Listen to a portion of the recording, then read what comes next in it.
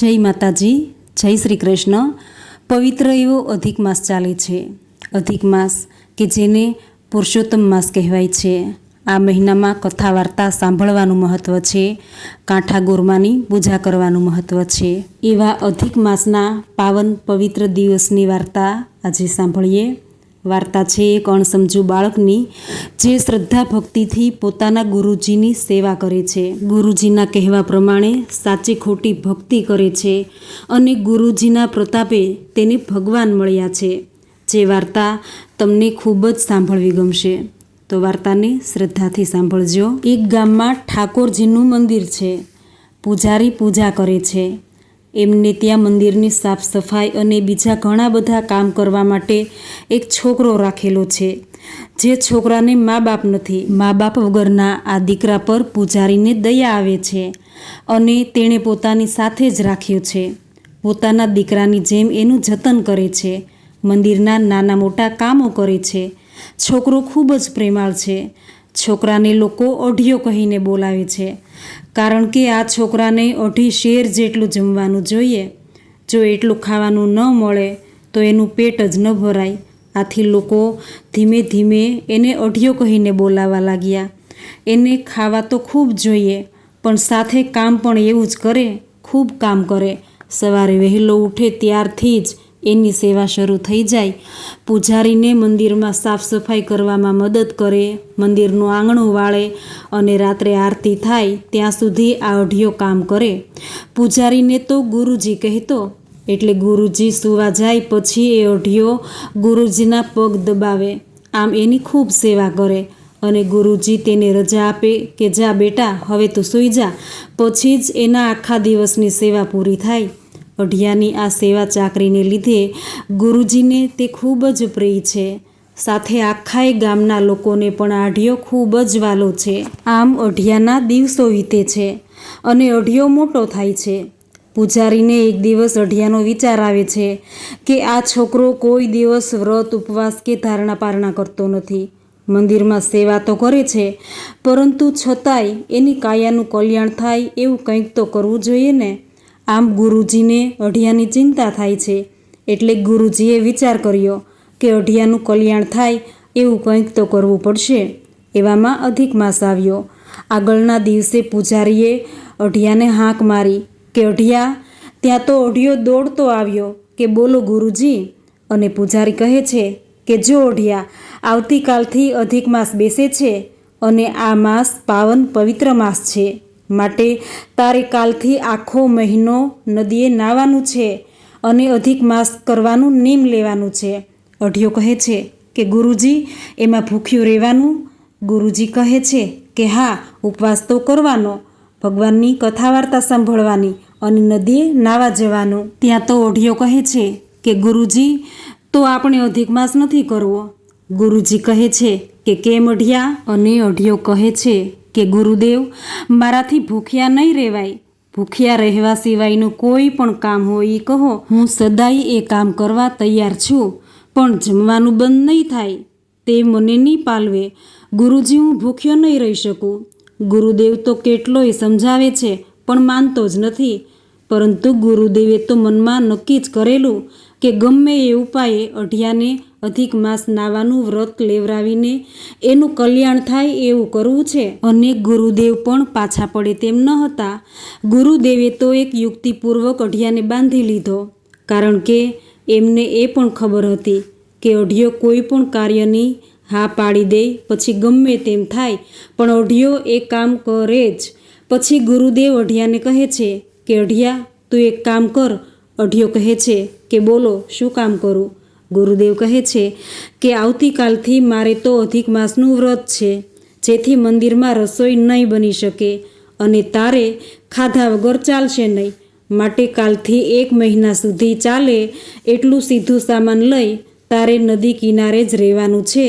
ત્યાં જ સ્નાન કરજે અને ત્યાં જ રહેજે અને ત્યાં જ જમવાનું બનાવી ત્યાં જ તું જમી લેજે। મંદિરમાં તો રસોઈ નહીં બને। ઓઢિયા, એક વાત તો તારે મારી માનવી જ પડશે। ઓઢિયો મનમાં વિચારે છે કે નદીએ તો નદીએ, પણ જમવાનું તો મળશે ને। ભલે 1 માસ ત્યાં રહીશ, પણ ભૂખ્યા તો નહીં રહેવું પડે ને। આમ અઢિયો ગુરુદેવને કહે છે કે તમે ભૂખ્યા રહેવા સિવાય ગમે તે શરત કહો, મને મંજૂર છે. અને ગુરુદેવ કહે છે કે જો 2 ટાઈમ જમવાનું નહીં, એને બદલે સવાર અને સાંજ એમ બંને ટાઈમનું જમણ બપોરે 1 ટાઈમ જમી લેવાનું, જેથી તને બીજા દિવસે ભૂખ નહીં લાગે. અઢિયા, સમજાઈ ગયું ને તને? અને અઢિયો કહે છે કે હા ગુરુદેવ, સમજી ગયો. અને ગુરુજી કહે છે કે એક બીજી વાત, આ કામ તારે મારા માટે કરવાનું છે, એટલે તારે એમાં વિરોધ નહીં કરવાનો. અને અઢિયો કહે છે કે ગુરુજી, જેટલી વાત હોય એ બધી કહો, પણ ભૂખ્યા રહેવા સિવાયની બધી વાત મને મંજૂર છે. અને ગુરુજી કહે છે કે તું જ્યારે રસોઈ બનાવી જમવા બેસે એટલે ટોકરી વગાડી અને કહેવાનું કે ટન ટોકરી વાગે છે, અઢિયો નિમંત્રણ આપે છે, પુરુષોત્તમ ભગવાન પ્રસાદ લે છે. અને આમ કહી થોડીવાર 2 હાથ જોડી આંખો બંધ કરી ભગવાનને મનમાં કહેવાનું કે હે પુરુષોત્તમ રાય, ભોજન તૈયાર છે, હે પ્રભુ તમે જમી લો. અને આંખો બંધ જ રાખવાની. પછી એક જ બેઠકે તારે જમી લેવાનું. અને હા, એમાંથી થોડું એ પડતું નહીં મૂકવાનું, સમજો ને? આટલું કરીશ ને? ગુરુજી તો અઢિયાને આમ સમજાવે છે. અને અઢિયો કહે છે કે ગુરુદેવ, તમે કહો છો તેમ હું પેલા પુરુષોત્તમ રાયને બોલાવું, અને કદાચ એ સાચે આવે અને જમવા બેસી જાય તો પછી મારે શું ખાવું? અને ગુરુજી કહે છે કે અરે ગાંડા, આટલું તો સમજ કે મંદિરમાં આપણે રોજ ઠાકોરજીને થાળ ધરાવીએ, ભગવાનને જમવા પધારો એવું કહીએ છીએ, તો ભગવાન ક્યારેય જમવા આવ્યા છે? ક્યારેય એક ટુકડોય લઈને ખાધો છે? ભગવાન તો ભાવનાના ભૂખ્યા છે, તારા ભોજનના નહીં. અને કદાચ તું કહે અને ભગવાન આવીને જમે તો પણ તારી પાસે તો 2 સમયનું ભોજન છે, તો 1 સમયનું ભોજન પ્રભુ જમે અને 1 સમયનું ભોજન તું જમજે. અને અઢિયો કહે છે કે ભલે ગુરુદેવ, જેમ તમે કહો એમ કરીશ. અને ગુરુદેવ અઢિયાને ખાતરી કરાવે છે કે તે નીમ લીધું, એમાં હવે કોઈ ફેરફાર નહીં થાય, તારે નીમ તોડવાનું નહીં. અઢિયો તો સાવ ભોળો છે, તે ગુરુદેવની યુક્તિને સમજ્યો નહીં અને બોલ્યો કે હા ગુરુદેવ, આ વાત સાવ પાકી, નીમ એટલે નીમ, ફેર નહીં પડે, હું નીમ નહીં તોડું. અને ગુરુદેવે આશીર્વાદ આપ્યા કે બેટા, ભગવાન તારું કલ્યાણ કરે. અધિક માસનો 1લો દિવસ છે. અઢિયો બધી તૈયારી કરી નદી કિનારે આવ્યો છે. સીધું સામાનનું ગાડું એક તરફ ઊભું રાખી પહેલાં તો નદીએ સ્નાન કર્યું, પછી ભગવાનની સેવા પૂજા કરી, પછી ભોજન બનાવવાની તૈયારીમાં લાગી ગયો. ભોજન તૈયાર કરી અઢિયાએ થાળી પીરસી છે, પછી આસન મૂક્યું અને પોતે બેઠો. સામે પણ એક આસન મૂક્યું પુરુષોત્તમ રાય માટે. વચ્ચે ભોજનની થાળી મૂકી છે. ટોકરી સાથે લાવ્યો હતો. એણે ટોકરી વગાડી અને આંખ બંધ કરી 2 હાથ જોડી અને ગુરુદેવના કહ્યા પ્રમાણે બોલ્યો કે ટન ટોકરી વાગે છે, અઢિયો નિમંત્રણ આપે છે, પુરુષોત્તમ રાય પ્રસાદ લે છે. આમ કહી થોડીવાર આંખો બંધ કરી 2 હાથ જોડી વંદન કર્યા. હવે આ તરફ વૈકુંઠમાં પ્રભુ રાહ જોઈને બેઠા હતા. પ્રભુ તો અઢિયાનું આ બધું જ વર્તન નિહાળે છે. ભગવાન તો ઊભા થયા અને રૂક્ષ્મણીને કહે છે કે ચાલો દેવી. રૂક્ષ્મણીજી કહે છે કે ક્યાં? ભગવાન કહે છે કે જુઓ, ભક્તો બોલાવે છે ભોજન લેવા, ચાલો વાર ન કરો, રસોઈ ઠંડી થઈ જાય અને મારો ભક્તો નારાજ થઈ જાય એ પહેલાં પહોંચી જઈએ. અઢિયાને થયું કે આંખો ખોલું અને જમી લઉં, અને જ્યાં આંખો ખોલે અને જુએ છે ને તો સામે કોઈ 2 જણ પતિ અને પત્ની જમવા લાગ્યા છે. અઢિયો કહે છે કે અરે, તમે કોણ છો? અને આમ પૂછ્યા ગાંઠિયા વિના જમવા લાગ્યા, આમ કોઈનું ખાઈ જવાતું હશે કાંઈ? અને ભગવાન કહે છે કે કેમ આમ બોલો છો ભગતજી? જમવાનું આમંત્રણ આપો છો અને પાછા ટોકરી વગાડીને, અને અમે જમવા આવ્યા તો આવું કાં બોલો છો? તમે જમવા બોલાવ્યા અને અમે તો આવ્યા. અને અઢિયો બોલ્યો, તમે પેલા પુરુષોત્તમ ભગવાન છો કે? ભગવાન કહે છે કે હા. અઢિયો કહે છે પણ મેં તો તમને એકલાને આવવાનું આમંત્રણ આપ્યું હતું, તમે આ સ્ત્રીને પણ તેડી લાવ્યા. અને ભગવાન કહે કે જો ભાઈ, આ મારી પત્ની છે, પત્નીને મૂકીને કંઈ ખાવા ન અવાય. અઢિયો કહે છે કે તમારી સાચી વાત, પણ ગુરુદેવે તો મને કહેલું કે તમે ખાવાના નથી, તમે તો ભાવનાના ભૂખ્યા છો, અને તમે તો ખાવા લાગ્યા અને પાછા 2 જણા આવ્યા. ભગવાન તો અઢિયાની આવી નિર્દોષ વાણી સાંભળી મનમાં મલકાય છે અને કહે છે કે તારા ગુરુદેવની વાત સાચી છે, પણ કોઈ ભક્ત ખાસ કંઈ વગાડી અને ગીત ગાઈને બોલાવે ને ત્યારે એનું માન જાળવીએ છીએ. અને અઢિયો તો મોઢું બગાડી કહે છે કે શું માન જાળવ્યું? તમે તો 2 આવ્યા, હવે મારું 2 સમયનું ભોજન જમવાના તમે. ગુરુદેવે મને વચન આપ્યું છે કે બીજી વાર જમવાનું બનાવીશ નહીં અને ખાઈશ પણ નહીં, એટલે મારે તો હવે ભૂખ્યા જ રહેવાનું. પણ કાંઈ વાંધો નહીં. અને ભગવાનને કહે છે કે તમે 2 જણા મારી સામે જોઈ હસોમાં ખાવા બેઠા છો તો હવે ખાઈ લો. આજનો દિવસ હું ભૂખ્યો જ રહીશ, બીજું શું. અને ભગવાન તો મનમાં મલકાતા જાય છે અને અઢિયાએ બનાવેલા ભોજન જમતા જાય છે. હવે બીજા દિવસે પણ એમ જ થયું. પ્રભુ આવ્યા, સાથે રૂક્ષ્મણીજી પણ આવ્યા.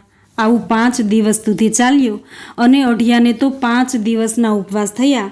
પછી અઢિયાએ વિચાર્યું કે પેલા બંને જમવા આવશે, ના પડાશે નહીં, એથી લાવ આજે મારા ભાગનું વધારે બનાવું.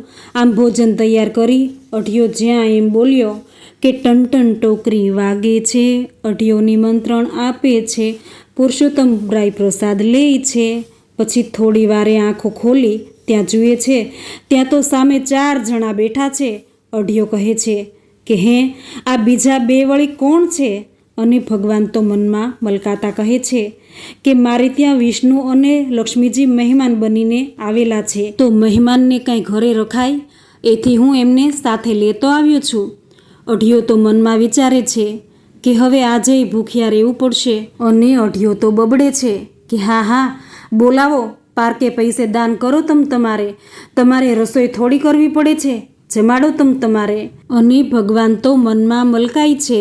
મલકાતા જોઈ ભોળા ભગત તો ગુસ્સે થયા છે. આ જોઈ ભગવાન મલક મલકાય છે.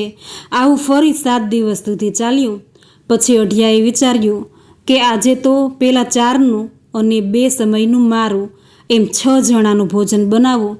કેટલાય દિવસ થઈ ગયા, મેં તો ખાધું નથી, હું તો ભૂખ્યો છું. આમ વિચારી અઢિયાએ તો સ્નાન કર્યું, પૂજા ભક્તિ કરી અને રસોઈ બનાવવાની તૈયારી કરે છે. અને રસોઈ તૈયાર કરી થાળી પીરસી. પછી અઢિયો કહે છે કે ટન ટોકરી વાગે છે, અઢિયો નિમંત્રણ આપે છે, પુરુષોત્તમરાય પ્રસાદ લે છે. પછી આંખો બંધ કરી પ્રભુને વંદન કર્યા અને જ્યાં આંખો ખોલી ત્યાં તો સામે આખી પંગત પડી છે. પુરુષોત્તમ ભગવાનની સાથે ઘણા બધા બેસી ગયા છે અને જમવા લાગ્યા. અઢિયો તો ખૂબ ગુસ્સે થયો છે પણ બોલી શકતો નથી. ભગવાન આ બધું જાણે છે અને મનમાં મલકાય છે. અને ભગવાન તો બધાની સાથે જમી અને ચાલ્યા ગયા. આમ અધિક માસનો છેલ્લો દિવસ આવ્યો અને અઢિયા ભગતને તો 29 દિવસના નકોરડા ઉપવાસ થયા છે. આમ 30મો દિવસ આવ્યો. અઢિયો વિચારે છે કે આજે તો રસોઈ બનાવવી જ નથી. આજે તો ભગવાનને ખબર પાડી દઉં કે આવું તે કંઈ હોતું હશે. કોઈ આમંત્રણ આપે તો એકલાએ અવાય, કાં તો પત્ની સાથે આવવું જોઈએ. આ તો રોજ 2-4 ને વધારે લાવે. લ્યો હવે બેસાડો પંગત, આજે હાથે રાંધીને ખાવ. આવું મનમાં એકલો બબડે છે. ક્રોધમાં ને ક્રોધમાં અઢિયો સ્નાન કરી આવ્યો, ભગવાનની સેવા પૂજા કરી અને સમય થતાં ટોકરી વગાડી કહે છે કે ટન ટોકરી વાગે છે, અઢિયો નિમંત્રણ આપે છે, પુરુષોત્તમરાય પ્રસાદ લે છે. અને ભગવાન રૂક્ષ્મણીજીને કહે છે કે દેવી આજે જરૂર આવજો. આ ભગત ક્રોધમાં છે, પરંતુ આજે ખવડાવવાનો દિવસ આવી પહોંચ્યો છે. આજે તમામ ઋણ ચૂકવી આ ભગતનો ઉદ્ધાર કરવાનો છે. માટે ચાલો, આ શુભ કાર્ય તમારા હાથે જ કરવાનું છે. હવે અઢિયાએ તો કાચું સીધું સામાન રાખી ભગવાન પુરુષોત્તમરાયને જમવાનું આમંત્રણ આપ્યું અને આંખો બંધ કરી વંદન કરી રહ્યો છે. ભગવાન તો આવ્યા, સાથે વિષ્ણુજી, લક્ષ્મીજી, ભગવાન રામ, સીતાજી અને આ જોઈ ભગવાન ભોળાનાથ અને પાર્વતીજી પણ આવ્યા. હનુમાનજી પણ સાથે છે. મુનિ નારદજીને તો આવા કરતૂતો નિહાળવાની બહુ મજા આવે. અને પ્રભુ હવે કેવી લીલા કરશે એ જાણવાની તાલાવેલીથી એ પણ આવ્યા છે. આમ સૌ પધાર્યા છે. અઢિયાએ આંખો ખોલી અને જોયું તો સર્વે આવી અને બેઠા છે.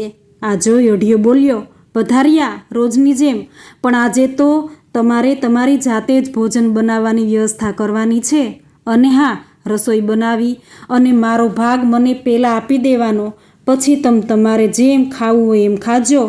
અઢિયો તો પ્રભુ સામે જોઈ અને આવું બોલે છે, હું કંઈ રોજ તમને રાંધીને ખવડાવવા નવરો નથી. આમ કહી અઢિયો તો ઝાડ નીચે જઈ બેસી ગયો અને બબડે છે કે હવે ખબર પડશે. તૈયાર ભાણે તાગડધીનના બહુ કર્યા. ભગવાન તો ભગતના મનમાં જે તોફાન ચાલી રહ્યું છે એ જાણી મનમાં મલકાય છે, અને પછી તો નારદજીને અને હનુમાનજીને કહે છે કે હવે રસોઈ બનાવવાનો પ્રબંધ કરો. આજે તો ભગત નારાજ છે, આપણે એને જમાડવો પડશે, માટે રસોઈની તૈયારી કરો. આકાશમાં તો દેવી દેવતાઓ આ બધું નિહાળી રહ્યા છે. અઢિયાની સરાહના કરવા લાગ્યા કે ધન્ય છે તારી ભક્તિને, રસોઈ તો તૈયાર થઈ ગઈ છે. પછી તો બધાય જમવા બેઠા. ત્યાં તો દૂરથી પેલો અઢિયો બોલ્યો કે એ પુરુષોત્તમરાય, હું અહીં બેઠો છું, પહેલાં મને મારો થાળ આપી દો. પરંતુ ભગવાને તો આવું વર્તન કર્યું કે જાણે કંઈ સાંભળ્યું જ નથી, અને અઢિયો તો અકળાયો છે. બધા તો જમી રહ્યા છે.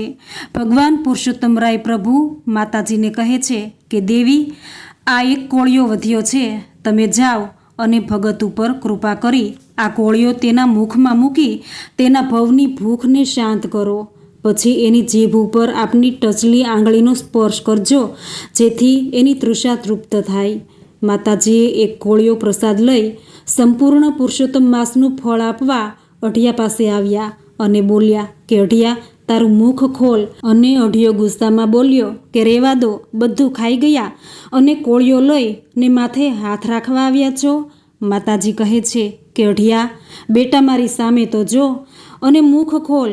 અઢિયાએ માતાજી સામે જોયું છે અને જોતાં જ એનાથી આપોઆપ મુખ ખોલાઈ ગયું. માતાજીએ પ્રસાદ અઢિયાના મુખમાં મૂક્યો, પછી ટચલી આંગળીનો એની જીભે સ્પર્શ કર્યો અને અઢિયાને જાણે અમૃતનો ઘૂંટડો મુખમાં હોય એવી અનુભૂતિ થઈ.